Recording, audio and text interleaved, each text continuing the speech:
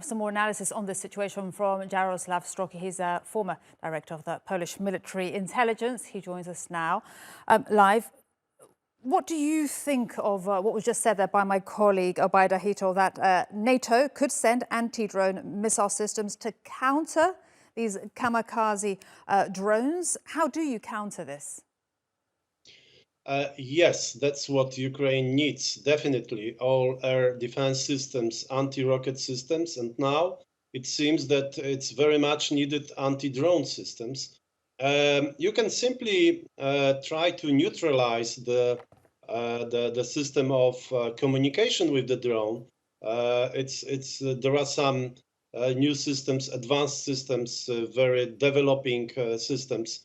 But on the other hand, let's be clear, you cannot protect the whole Ukraine from those anti-drone, from those kamikaze drones, as well as from the rockets. But on the other hand, Ukraine needs as many as possible those anti-drone systems.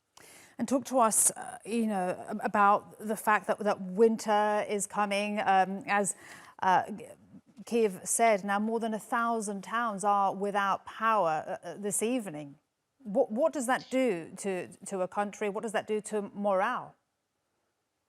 Yes, that's a kind of strategy, the cowardness strategy from Russia, from President Putin, just to disrupt or just to put off the energy system of Ukraine. The winter is coming. We are quite lucky with the weather now in this part of Europe, but winter can come in a couple days and it could be strong for many months. That's what he's doing at Ukraine. That's what he's counting against Europe, just energy. So-called general winter can do its own against Ukraine and Europe. So just Putin is waiting. As a good terrorist, he is waiting for the results of his bombing campaign.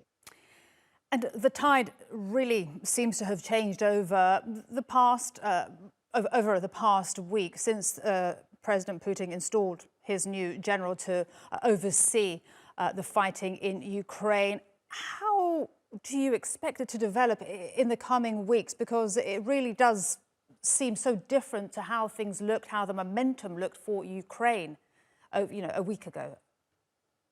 It seems so, but let's be clear that still the morale of the Ukraine armed forces and Ukraine as such is very high.